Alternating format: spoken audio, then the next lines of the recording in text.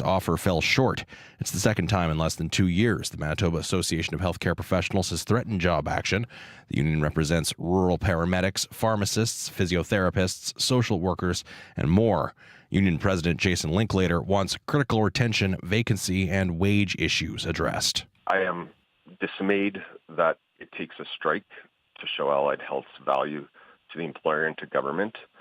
And it seems to me that they rode in on the healthcare horse and then immediately turned their back. Linklater warns a strike could lengthen ER and surgery wait times. The province says it does not comment on labor negotiations. CBC News has also asked Shared Health for comment. Anita Anand, the Minister of International Trade, is meeting with her provincial and territorial counterparts to discuss lifting interprovincial trade barriers on goods, services, and qualifications. She says the federal government has already taken steps. For example, in the areas of procurement, financial services, we are also promoting mutual recognition across sectors, including in the trucking sector where we already have a pilot project underway. And we are also examining labor mobility to ensure that regardless of where you are licensed or permitted, you'll be able to work wherever demand takes you. Anand says those measures should be in place within 2 to 3 business days. Both levels of government are moving quickly on the issue as a way to mitigate the harm should the U.S. government impose tariffs on Canadian exports. Health officials say Ontario is in the midst of a measles outbreak. 78 cases have been confirmed over the past 2 weeks, bringing the total number this year to more than 140. Public Health Ontario is calling it by far the largest outbreak that province has seen since measles were considered eliminated in Canada in 1998. Statistics Canada says the economy ended last year on a stronger note than expected. The gross domestic product rose by an annualized rate of 2.6% in the last quarter of 2024. Here's Peter Armstrong with your details. It's been a while since the Canadian economy expanded on a per capita basis, but the fourth quarter saw that measure finally turn around. Growth overall came in much stronger than expected, and Statistics Canada actually revised up the third quarter numbers as well, and its flash estimates, its preliminary estimates for January, show that strength continued into January. Now, a lot of that will be due to the drop in interest rates, and it's important to remember these numbers came before we saw the real weight of uncertainty that comes with the threat of tariffs and a looming trade war with the United States. This news has pushed the Canadian dollar slightly higher, and it's all just a sense that there's a little bit of cushion. Not a lot, to be sure, but strength is better than weakness, and the picture we got this morning is stronger than most people had been expecting. Peter Armstrong, CBC News, Toronto. The union representing faculty at the University of Manitoba has set a strike date. UMFA could strike on March 10th if a deal isn't reached. The association represents professors, instructors, and librarians. UMFA says some core bargaining issues haven't been addressed. Negotiations have been ongoing since August. The union represents about 1,300 members. They go back to the bargaining table on Monday. And finally, remember this. Skype brought free video calls to the world in the early 2000s, and for the following decade, it ruled the field with hundreds of millions of active users. The company changed owners several times before it was acquired by Microsoft in 2011. The pandemic gave the company another boost, but usage declined drastically in recent years. Now Microsoft says it will discontinue the service in May. And that is your CBC News from Winnipeg. For news anytime, you can head to cbc.ca/Manitoba, or you can use the CBC News app. In Winnipeg, a few clouds and windy today. Temperatures around -12 in the big city. In the Wheat City, you're seeing a mix of sun and cloud, a high of -10 in Brandon, and windy to often partly cloudy, a high of -11. Flin Flon, a high of -15 and sunny. Thompson, sunny, a high of -16. And on the Bay, in Churchill, mainly sunny, a high around -23 and windy. You're listening to CBC Radio 1.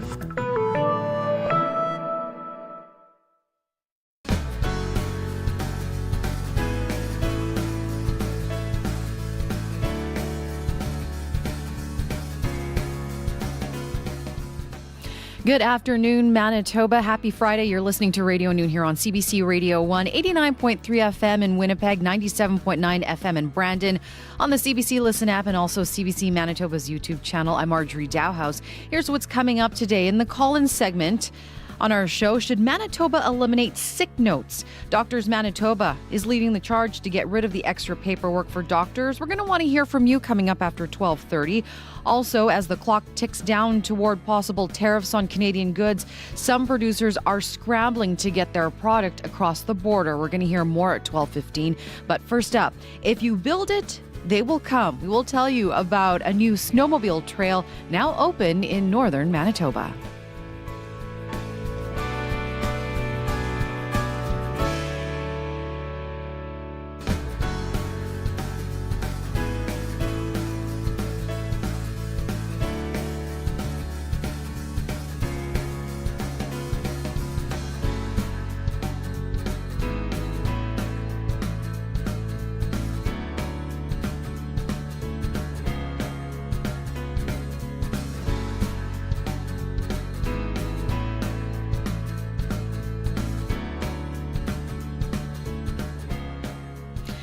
Well, today is a big day for snowmobilers in northern Manitoba. The long-awaited snowmobile trail between Snow Lake and Cranberry Portage is officially open. The trail is located about 700 kilometers northwest of Winnipeg. Now, according to a news release, it creates a vital link between the northern and southern trail systems in Manitoba. There's a gathering taking place at this hour in Cranberry Portage. Jim Sloboda was the project lead of the trails and joins me now. Good afternoon, Jim. Good afternoon, Marjorie. How are you? I'm good. How are you doing? We are doing awesome up here in the cold north. Yeah. Well, this is a big day for the North End snowmobilers. Tell us a little bit more about these trails. Well, this has been almost 9 years in the making, Marjorie. We started on this at the Snow Lake end with support from groups up there, the local snowmobile clubs, two of them, the Flin Flon Border Explorers, were on board with it, and as well as the Snow Lake Snowdrifters also. And they had agreed to share this trail because there was no way to get from the north to the south. This was the missing link that we had. So we've got approximately 135 kilometers of new trail that we've been pushed through, and this year it finally got finished. So describe to us the trails. What's it like to ride on it?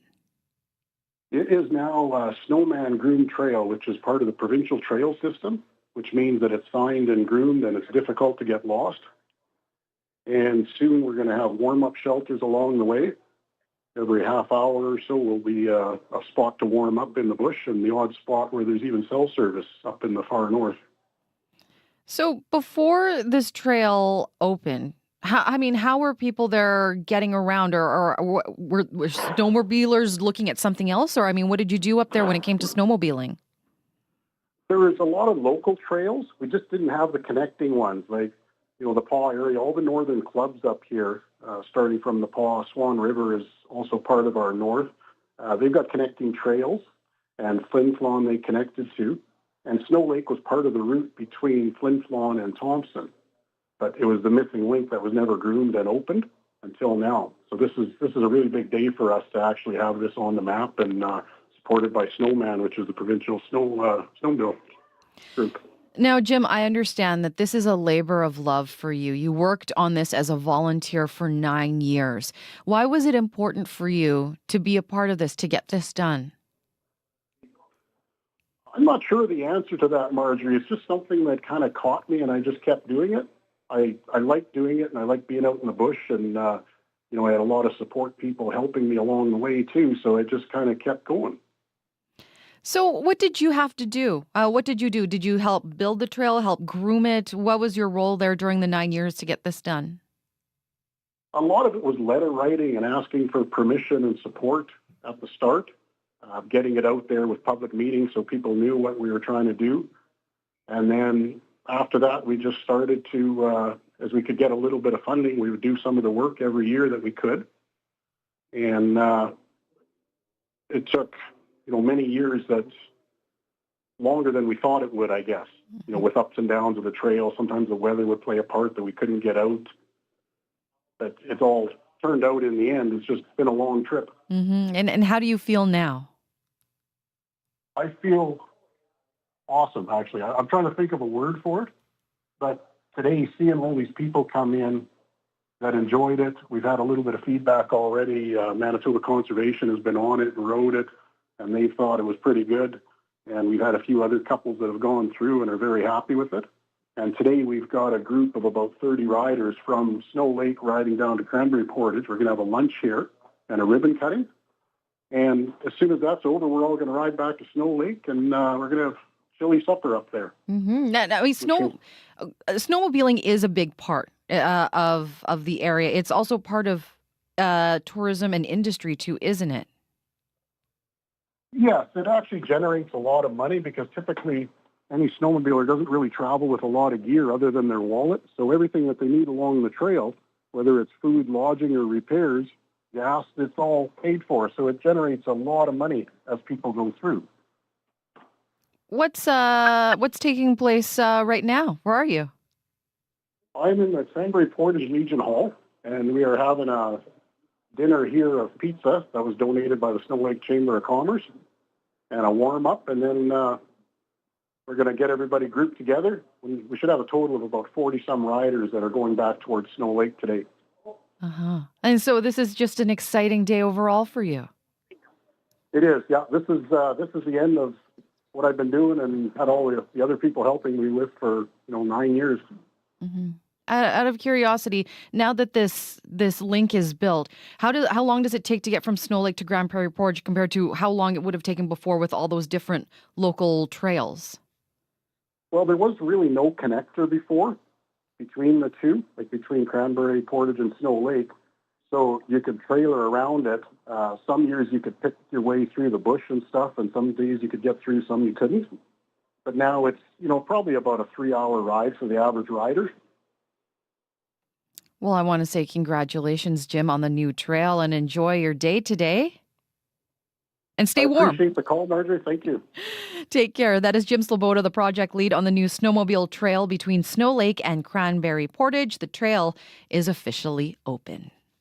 The Music Class Challenge, presented by Music Counts, is back. And for the first time, there's a spring edition. Music educators across the country pick a song from our list, create a cover version, and upload a video of your class performing the cover. Amazing prizes are up for grabs, including $30,000 worth of new musical instruments. Check out all the details and register now at cbc.ca/musicclass. 12:14, you're listening to Radio Noon here on CBC Radio 1. Also on the CBC Listen app and on CBC Manitoba's YouTube channel. I'm Marjorie Dowhouse. Still ahead here, U.S. President Donald Trump says a 25% tariff on Canadian goods will go into effect next week. A Manitoba farmer is working extra hard to get his wheat across the border before that happens. Stay tuned for that. But let's take a look at your forecast. We have no weather warnings now for Manitoba. They have all come to an end. Today here in Winnipeg, a few clouds. Windy. It was really windy this morning. Northwest wind 30 gusting to 50. Our temperature expected to hold steady at -12. Tonight, -21 under a clear sky. That wind is expected to die down. Tomorrow, mainly sunny and a high of -7. Then we're back up on the plus side of things. +1 on Sunday under a mix of sun and cloud. 4 on Monday under increasing clouds in the afternoon. Current conditions at this hour, mainly sunny for you in Brandon and -11. Ice crystals being reported in Churchill at -23. We've got a cloudy sky right now in Dauphin and -15. Flin Flon mainly sunny and -18. Portage mostly cloudy -15. In Thompson at this hour, -18 and sunny. And in Winnipeg at the Forks, it is -13 and mainly sunny.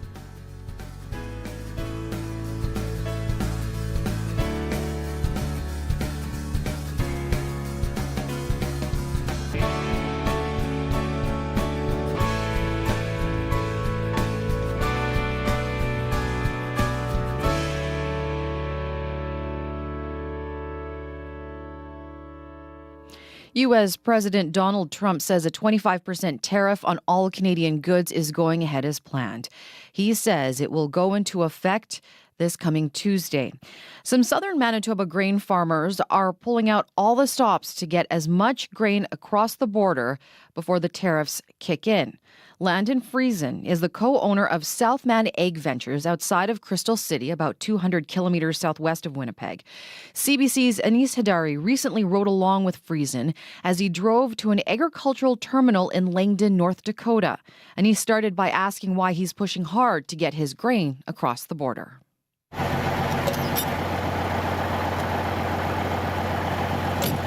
grain won't go bad, but our markets are going to close down, or the tariff will hurt the markets, and that's what we're racing against the time. So it's not even that you're getting extra money for it right now. It's like, you know what the price is right now, and you're trying to get all of it across the border before the price potentially lowers. Correct. How worried are you about that? What kind of a difference would it make to your bottom line if you don't get it all across before March 4th? It'll take off 25% of my bottom line, and that's a number often in agriculture. We don't have a number. Our bottom line isn't big enough to absorb that. Does it mean you have to cut back on things that you buy for the business? Does it mean you have to lay people off? Does it mean you're spending less money on your family? I think business will continue as usual. It'll just be finding different markets and just marketing differently. How hard is that to do? First, tell me how much you export to the U.S. Is it 100% of your output? How much grain are we talking about? So we export directly to the U.S. roughly about, I want to say 50 to 70%, depends on the year, of our total crop goes directly into North Dakota. We've had 230 loads a week to move into North Dakota, and we're on load 228 right now. So are you almost out of wheat then for the year? We are almost done hauling across the little border. Because of the extension, we kept pushing hard, and we'll have it all across by the time the tariff comes on. If we were going to compare to last year, how much did you have done at this time last year? Maybe 15 to 20%. 15 to 20% was across the border, and now you're at like 90, you're at like 95. Yeah. That is a lot of extra work. How hard has that been on you and your team? Well, we've pushed a lot of other things. I mean, the maintenance on farm equipment that we'd like to be doing inside the shop, that's all been pushed to the side. This has been the number one priority for the last 2 months, has been haul wheat. If the elevator is open and there's not a holiday, we're hauling wheat. You talked about trying to find another market. What other markets are there? Like, how do you send grain to another place? It'll just have to stay within Canada. And there's lots of elevators that buy grain. But they pay you less for it, right? They won't have a tariff on it. So, that would make sense to go there. Yeah. But it does mean that you'd make less money than untariffed US. Correct. Yeah, we might need to grow a different variety of wheat specific to the Canadian market, or maybe a milling wheat that is sought after specifically. Have you come up with that backup plan yet? Yeah, we kind of have a few things in play. We're going to see what happens here with the tariff in March. Yeah. What other things do you grow? Are you going to be able to switch over to those? We can not grow as much wheat as we have, and we can try to replace it with more peas, yellow peas, more edible beans, canola.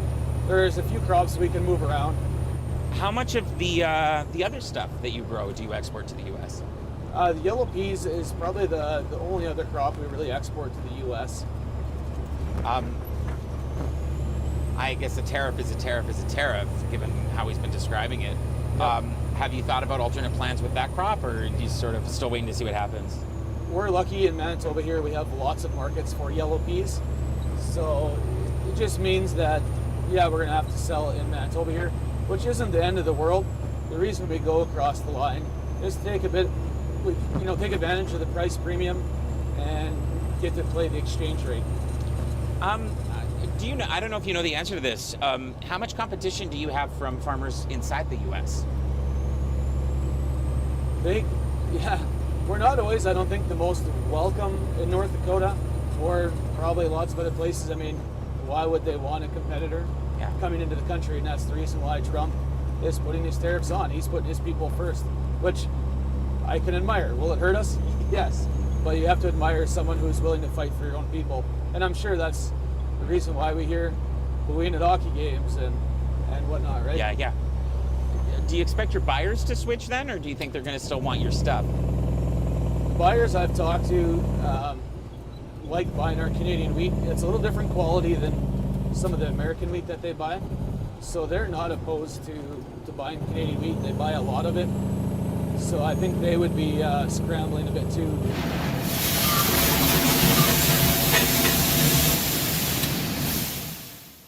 That is Manitoba grain farmer Landon Friesen speaking with CBC's Anis Hadari.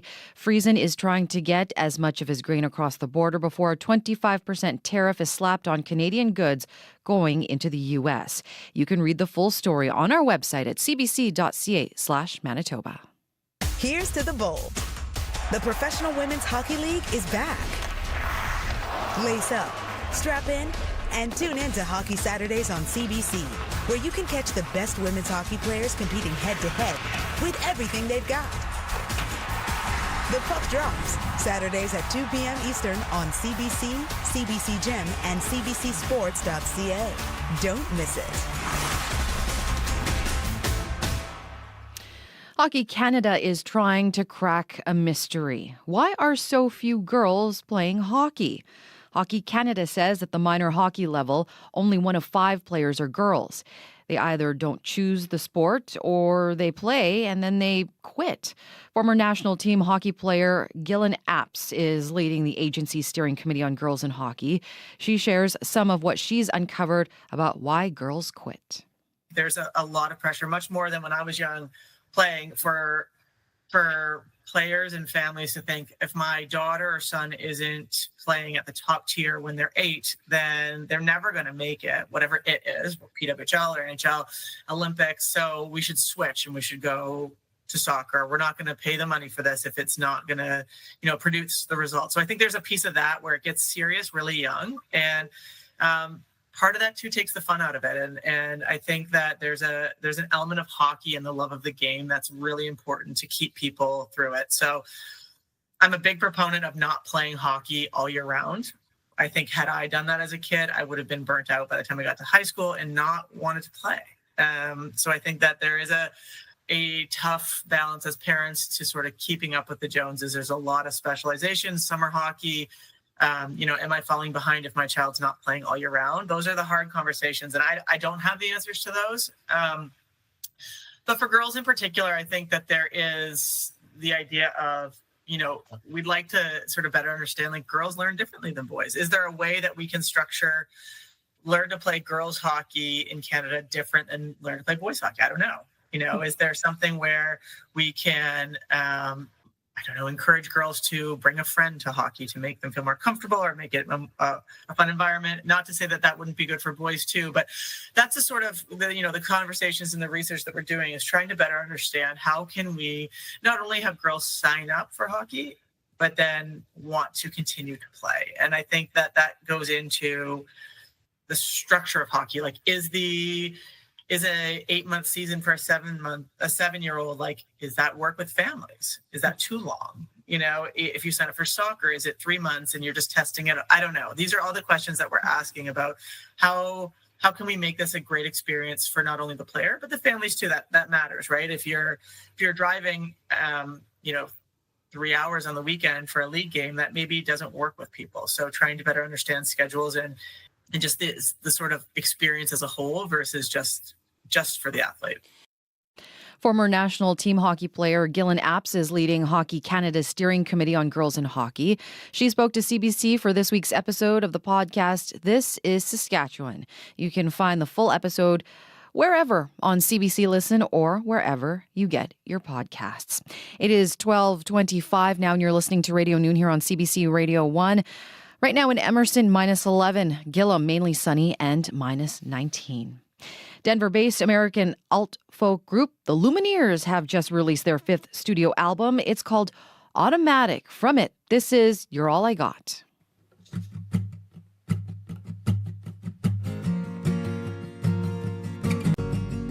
Let the light come down on me. Feeling bored and running from the shame. living for the love of yesterday. Lawyer fees, stretch limousines, pull the cord and flush it down the drain.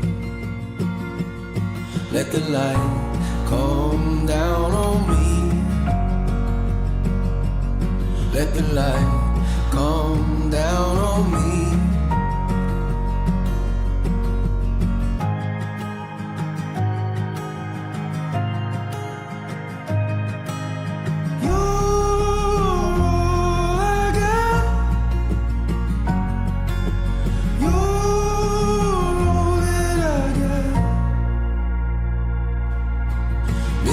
Trips, your daddy's gone away. Will he ever make it back to base? Frozen handshake, rip the band-aid. Blame yourself for what you didn't say. Let the light come down on me. Let the light come down on me. You're all I got. You're all that I got. And I can't give it up. Filling all the holes in us. You're all that I got.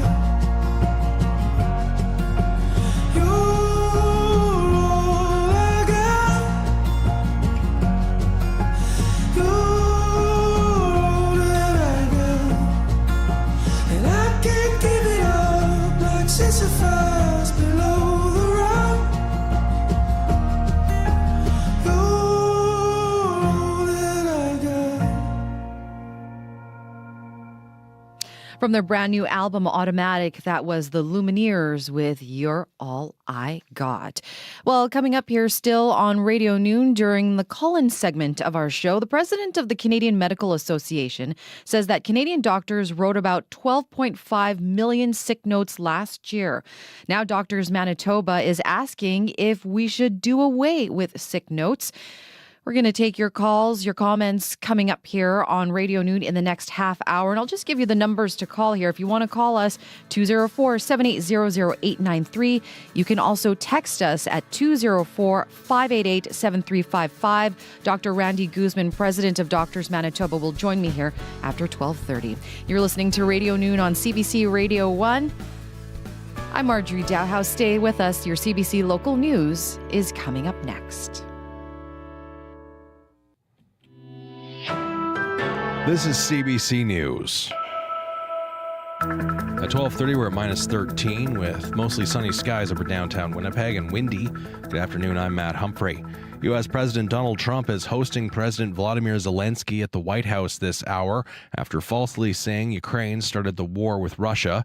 The two leaders were expected to sign a deal giving the U.S. access to Ukrainian rare mineral deposits. But talks became heated when Zelensky said that document was not enough. I don't think you'd be a tough guy without the United States, and your people are very brave. But you're either going to make a deal or we're out. And if we're out, you'll fight it out. I don't think it's going to be pretty, but you'll fight it out. Trump threatened to pull out of the deal and called Zelensky disrespectful. Zelensky said he was hopeful the deal would be a step forward for Ukraine, but it's not clear whether there will be an agreement now at this point. Some 200,000 people clashed with police in central Athens today. They were demanding justice for dozens of victims of a train accident 2 years ago. Many believe the government failed the victims of the deadliest crash in Greek history. Crystal Gamansing reports from London. Hurling Molotov cocktails and projectiles, furious demonstrators lashed out at police around the Greek Parliament building. Riot officers tried with little success to quell the anger with tear gas, stun grenades, and water cannons. This is a crime that we won't forget, says one demonstrator. We want everyone responsible held to account. It was 2 years ago that 57 people died when a passenger and freight train collided head-on in Tempe Gorge. So far, only railway employees have been charged in connection with the crash. But many believe the government covered up the failings of high-ranking officials. A report on the investigation was released Thursday and named human error, outdated infrastructure, and major systematic failures among the causes of the crash. Crystal Gamansing, CBC News, London. And for the second time in less than 2 years, Manitoba allied healthcare professionals could go on strike. Some 7,000 workers could be picketing on March 7th. The union represents rural paramedics, pharmacists, social workers, physiotherapists, and more. And its president says a strike would be disruptive. It would be disruptive to healthcare, lengthening waits in the ER and for surgeries. CBC has asked the province and Shared Health for comment. And that is your CBC News from Winnipeg. For news anytime, you can head to cbc.ca/Manitoba, or you can use the CBC News app. Thank you very much, Matt. Disruptive. Tough one. It is. That was It'd be disruptive tricky. for my newscast. But you got back on track, and that's all that matters, right? Back soon. That is Matt Humphrey from the CBC Local News Center. I'm Marjorie Dowhouse. You're listening to Radio Noon here on CBC Radio 1, 89.3 FM in Winnipeg on the CBC Listen app, and of course on the CBC Manitoba YouTube channel. We're asking you today during our call-in segment, what should we do about sick notes? Should doctors not have to write them? Should they be eliminated here in Manitoba? Doctors Manitoba is asking for your opinion. And actually, the deadline to submit your opinion is today. We're going to have Dr. Randy Guzman, president of Doctors Manitoba, join us here shortly to take your questions, listen to some of your comments. If you want to give us a call, here's the number, 204-780-0893. Again, 204-780-0893, or you can text us 204-588-7355, 204-588-7355. But first, let's take a look at the forecast. The weekend is here. A lot of folks have plans, Riley, and just wondering. I mean, I took the dog this morning for a walk, and the poor little guy who's 18 pounds, I thought was just going to float away in the wind. It was so windy outside. I know. Not only windy, but it was cold. It's a very cold, biting wind. Yeah. Before we get to the weekend forecast, how's your first week back? It's been good. Week one's nearing done. Yeah, week one is almost in the books. I have to say it's been really good. It's been fantastic seeing folks again, talking to listeners. So yeah, I think I'm starting to find my groove a little bit. There you go. It's great to be back. I hope you don't blow away today because peak winds from this morning. Peak wind gust at 87 kilometers an hour early this morning in Winnipeg. So very, very windy out there. Most of southern Manitoba clocking anywhere from 65 to about 80 kilometers an hour for gusts into the early morning hours. We were expecting some wind, and boy, oh boy, did we get it. And it's that biting cold north wind as well that's really just driving things down. I mean, it was my walk into work this morning was sunny, but it was miserable. Yeah. It was miserable walking into that wind. And we are looking at that gusting as we get through the afternoon here. I mean, not as strong as this morning, but certainly a little bit on the windy side. Sustained winds right now in Winnipeg North at 40. Really looking at winds, Portage La Prairie right into northwestern Ontario, 30 gusting 40, 50 at the moment. So we're still seeing some very windy conditions as that cold front swept south. Staying at about minus 12 in Winnipeg today. Brandon's at minus 11 right now, and temperatures close to minus 20 into northern Manitoba. High pressure will clear us out, and that will lead to a cold night tonight. Another seasonal day tomorrow, similar to what we're seeing today. Not a lot to speak of on satellite and radar into the weekend here. We are looking at maybe a bit of cloud rolling in on Sunday, but really that's about it. Mix of sun and clouds for most of us through the weekend. Temperatures pretty much staying where they are through the afternoon hours today. Cold and windy. Tomorrow, bit better, minus 7 in the afternoon. Back up above seasonal into Sunday at +1, +4 for Monday with some clouds building in and a chance we could see some flurries later on Tuesday. Okay, stay warm, Riley. You too. I hope the walk home this afternoon, this evening is better for you. You know what? I'm walking south, so I'm there you walking go. with the wind. So Have a good weekend, Riley. You too. That is Riley Lachuk with a look at your forecast. Of course, Riley will have more coming up on CBC Winnipeg News at 6 this evening. 12:36. You're listening to Radio Noon here on CBC Radio 1. I'm Marjorie Dowhouse. Well, are you sick of going to your doctor for a sick note?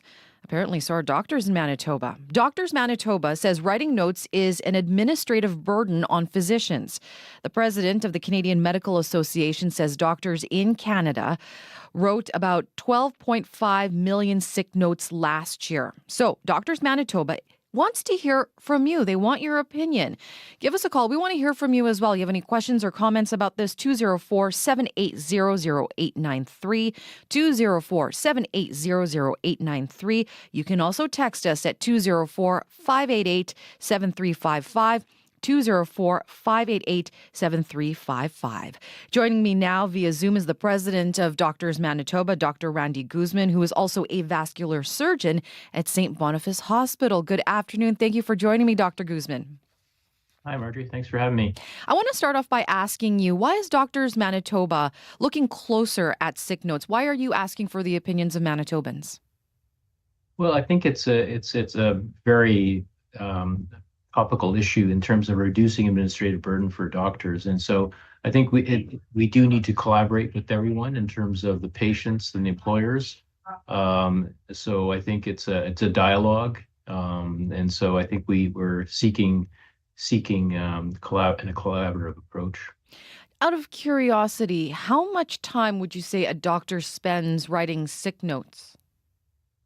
So the numbers can be variable, but roughly about 5 to 6 minutes per sick note. And if you look at the total number of sick notes in Manitoba per year across all doctors, it totals a staggering 600,000. So that's compared to the 12.5 million number that you were mentioning before. And so that translates into a lot of hours and a lot of visits that could be done for patients. I guess another way to also ask that too is, how disruptive is it to a doctor's flow, to a doctor's day to have to stop and write those notes? Yeah, I mean, when you're going into flow with the diagnosis and tests and all this stuff, and you get a request for a sick note, it's a bit of a not a showstopper, but it slows you down. It's not really why you're there, right? It's a clerical thing. Again, I want to remind our listeners, if you have a question, we have Dr. Randy Guzman here, president of Doctors Manitoba, with us. You can give us a call, 204-780-0893. You can also text us at 204-588-7355. And Dr. Guzman, we have our first text message. This is from Bobby. Bobby says either do away with doctor's notes or do away with the $40 to $60 charge for them. It's completely ridiculous to charge that much for a note. It's absolutely gross considering how much doctors are paid for a patient visit. Workplaces will need to change their medical requirement policies relative to sick notes. And that's kind of interesting because I wanted to ask you about that too, Dr. Guzman. Even if doctor's notes, we do away with them here in Manitoba, some employers still have a requirement that you do have to submit a sick note.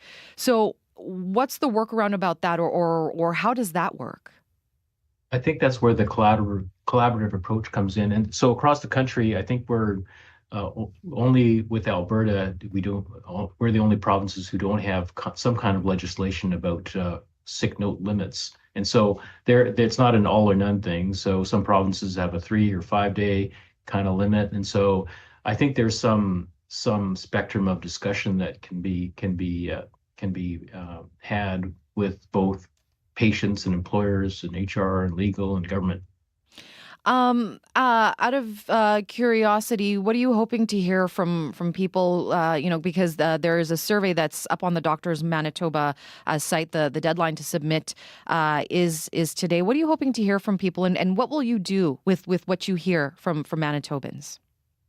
I think what we're hoping to hear is further support for eliminating sick notes, because I think it's a good thing for everyone. So for doctors, it's reducing administrative burden. For employers, it may be looking at other ways to have more effective ways to monitor sick leave. And for patients, it's they're really kind of responding to their employers' kind of requests for the sick notes. So I think we're looking for some dialogue and support. Again, the number to call is 204-780-0893 or 204-588-7355 if you want to text us. Something I found really interesting, Dr. Guzman, and it says it here on the Doctors Manitoba website, is that more than a third of the time, patients have no symptoms when they see a doctor for a sick note. This means that sick notes are a false form of verification. That's an interesting, because you sit around and you wait and you get that doctor's note, or you've been sick for a number of days and your employer requires you to have it. That's kind of interesting that's been mentioned on the site there. Yeah, it's kind of a example of how ineffective it is in terms of these sick notes. And so some people can't come in, or they get better, but they still require a note, but they're not sick anymore. So it's not very efficient. Yeah, we have a message here, a text message from Dave. Dave says, I can't believe sick notes are still a thing. They waste doctors' time, and I can't find a family doctor myself. The question is, why can't the government just outlaw them? Yeah, I think the dialogue is ongoing, and I think government and employers and HR and legal and doctors have to have that discussion about how best to do this in a equitable manner. Yeah, so I think it's happening. So some jurisdictions, I think some other countries actually outlawed sick notes, period. But in Canada, there have been some kind of limits. So I think we're getting there. As you mentioned, Manitoba. Manitoba is one of two provinces. I think you said Alberta was the other one that still issues sick notes. Why do you think Manitoba hasn't done what other provinces have done? Why we're just thinking about this now? I think the discussion has been ongoing for a while, but I think it's really just trying to come to some terms in terms of everybody kind of coming to an agreement. So I think you want to eliminate sick notes, but you want to be respectful of employers and respectful of government, and what can people kind of agree to terms with. Again, the number to call if you have a question or a comment. We're asking you, what do you think about sick notes here in Manitoba? We're speaking with the president of Doctors Manitoba, Dr. Randy Guzman. The number to call is 204-780-0893. Again, 204-780-0893. Or you can also text us at 204-588-7355. Again, text us at 204-588-7355. The cost to doctors. Do you know how much this costs doctors to take the time away to write sick notes, Dr. Guzman?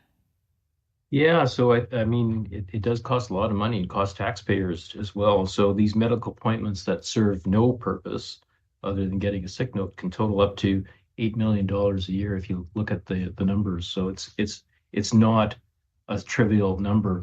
And with doctor shortages, patients are looking for family practitioners, and they can't find them. So we need to reduce administrative burden, particularly sick notes is probably the top of the list. Mm-hmm. Manitoba, I heard, is also one of Manitoba has established a task force on this, and I understand too that Nova Scotia has established a task force to look into this as well. What have you, being president of Doctors Manitoba, have you talked to other jurisdictions about this, about what they're doing or what they're seeing? Yeah, it's similar discussions across the different medical associations, and so we're just at different levels of implementation. And so the discussions are ongoing in Manitoba. In fact, there's a discussion that's going to be happening today, a meeting today with Doctors Manitoba, employers, government, legal, HR. So there's active discussions going on. I have to ask you, Dr. Guzman, I don't know how many sick notes you've written, but how do you feel about them? Yeah, it's just it just kind of sinks your heart a little bit when you when you're doing them, because it's not really what you're trained to do, right? It's like you want to be offering patients your care, and then you're doing the sick notes. It kind of makes your heart sink a little bit. Yeah, because this is also on top too of other administrative work and other paperwork you have to do as well, right? Yeah, absolutely. This is just one of many things. I mean, we all do this. I'm sure you have the same issues in terms of tasks that you think could be eliminated, and this is one of the top things in our administrative burden kind of to cut list. What have you heard from other doctors about what they think about this?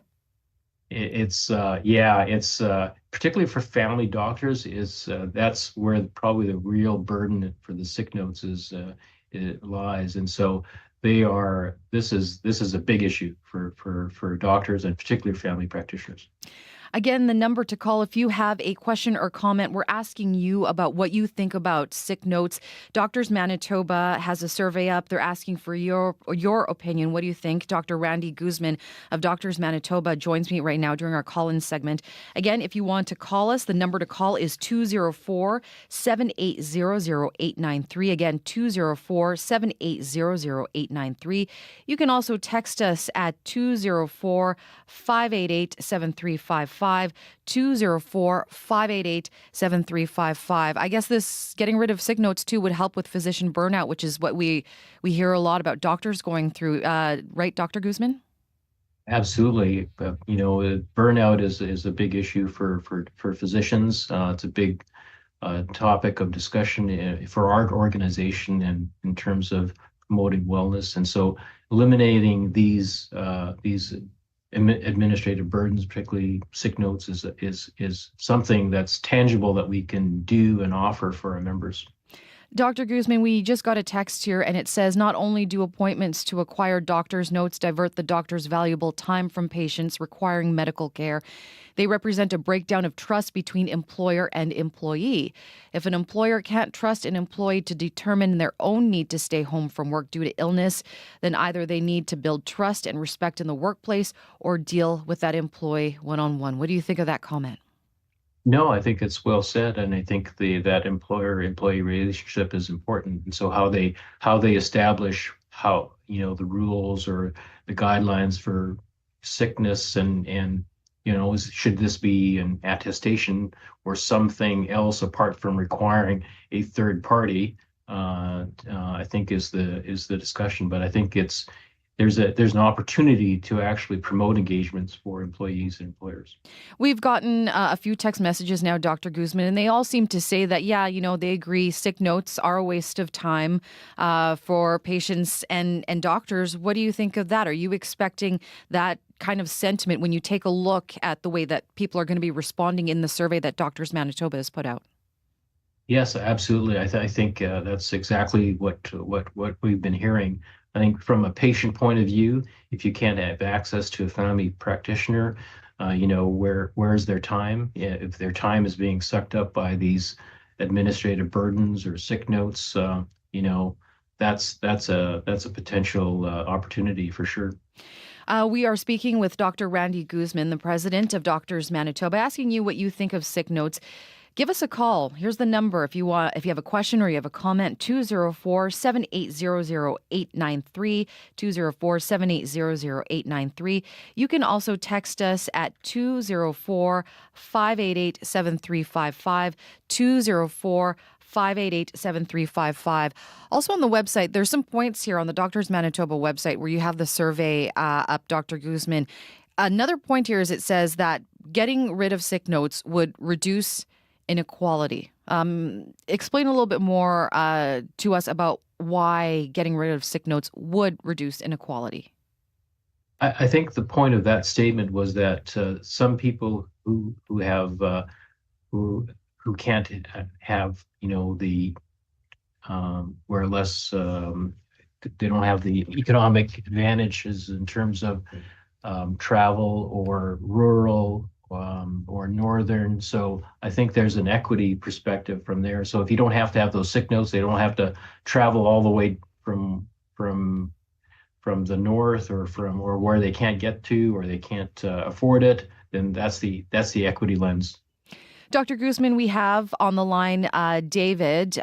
David has a question or a comment. Hi, David. Hi. Yes, I think the way that they've evolved, I'm retired, but worked for many years, and the way that they've evolved, they've become useless because, as people point out, that the fact that you had the sniffles or a bad cough or whatever else was going on is not apparent when the note's written. The doctor wasn't really treating you in most cases. But the other problem, which we've noticed in medical, I had a relative who was ICU nurse. And anyway, her problem was that people would call in sick, and then there was suddenly not enough people in her ward.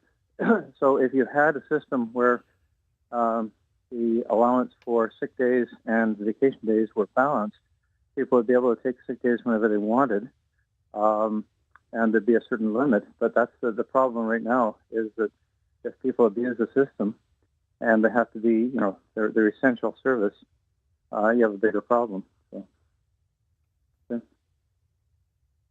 What do you think of that, Dr. Guzman?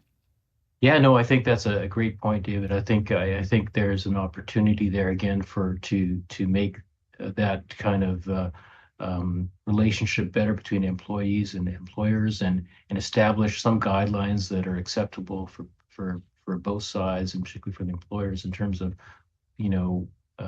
to what's acceptable to them, and there will be some minority or potential for abuse, but I think you need to set up some guidelines and with your employees. So I think it's a great point. Thank you so much for that call, David. We have another text message, Dr. Guzman. This one says, I work for the government of Manitoba. They require a sick note if you're away more than 3 days on sick leave. I had to keep bugging my gynecologist even during pregnancy, as I had constant nausea for the full 9 months, even though I had over 2 to 3 months worth of sick leave banked that I earned by showing up to work every day. So having to go through that process, even when you have so much sick leave banked, just to prove that you actually need the time, is ridiculous. What do you think about that message? Such a great example of just total inefficiency. It's it needs to be scrapped. Again, we are hearing from Dr. Randy Guzman, who is taking your calls and questions here on Radio Noon. We're asking about sick notes. Doctors Manitoba is asking for the opinions of Manitobans. What should we do about sick notes? Should we get rid of them here in Manitoba? If you want to give us a call, 204-780-0893. You can also text us at 204-588-7355. We were talking earlier about inequality, Dr. Guzman, that getting rid of sick notes would reduce inequality amongst patients. Because about how much now does a typical sick note cost Manitobans? Yeah, I think it's variable. I've seen some numbers of $40 to over $100. I think it's variable. So it costs money for a procedure that doesn't need to be done for. Well, Dr. Randy Guzman, we really do appreciate you taking the time to join us today here on the show, taking people's questions and comments about sick notes. It is much appreciated. Thank you so much once again. Thanks so much, Marjorie. Thanks for having me. Dr. Randy Guzman is president of Doctors Manitoba. There is a survey up on their website, and the deadline to share your opinion is today. It is 12:55, and you're listening to Radio Noon here on CBC Radio 1, 89.3 FM in Winnipeg, and on the CBC Listen app. We're also streaming the show on CBC Manitoba's YouTube channel. Right now in Winnipeg, well, it is still windy out there, mainly sunny and minus 13 degrees, and in Brandon at this hour, mainly sunny and minus 11.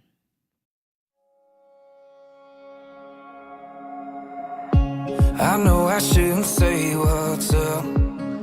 I heard you went and met someone, but I got a little cold beer buzz and he ain't here right now. I bet you if I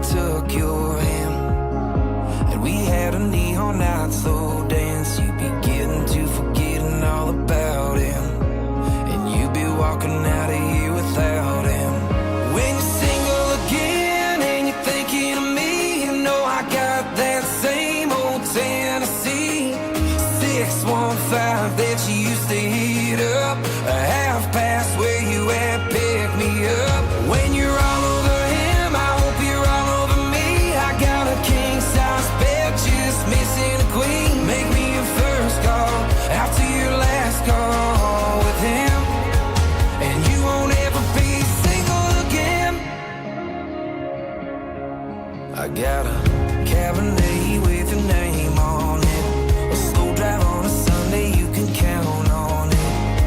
I'll treat you better than he ever did.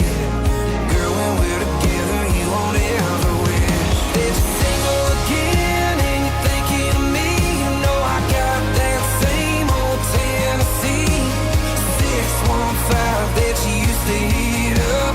A half past where you at, pick me up. When you're all over him, I hope you're all over me. I got a king size bed, just missing a queen. Make me your first call after your last call with him, and you won't ever be single again.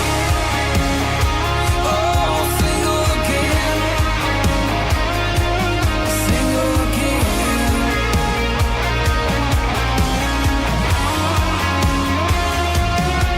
So when you're single again and you're thinking of me, you know I got that same old Tennessee 615 that you used to heat up. A half past where you at, pick me up. When you're all over him, I hope you're all over me. I got a king size bed, just missing a queen. Make me your first call after your last call. That is Josh Ross with Single Again. Well, coming up on Up to Speed this afternoon, a Brotherhood of Voices are celebrating 5.5 decades of honoring their Ukrainian heritage. Coming up this afternoon, we hear about why the Husli Ukrainian Male Chorus will be sharing the stage with a WSO. Margot Watt filling in for Faith Fundal this afternoon. Tune in to Up to Speed from 3 to 6 o'clock this afternoon. Well, thank you so much for tuning into Radio Noon today. It's been an absolute pleasure being back with you. I'm Marjorie Dowhouse. Thank you so much to our wonderful crew, our tech May McKillop, director Sierra Sanders, producers Wendy Parker, and our YouTube live streamer is Travis Peterson. Have yourselves a wonderful weekend. We'll talk to you again on Monday.